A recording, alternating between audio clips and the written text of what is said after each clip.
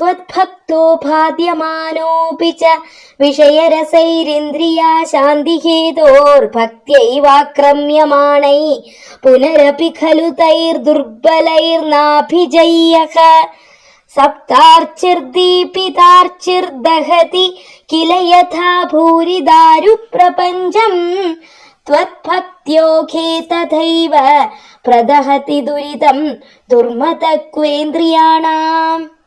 தங்களுடைய பக்தன் தன்னுடைய இந்திரியங்கள் திருப்தி உறாத நிலையில் இவ்வுலக இன்ப துன்பங்களால் பாதிக்கப்படுகிறான். ஆனாலும் பக்தி மேலிட்ட நிலையில் உலக இன்ப துன்பங்கள் ஒரு பொருட்டல்ல. வாதலின் இந்திரியங்கள் பலம் இழக்கின்றன.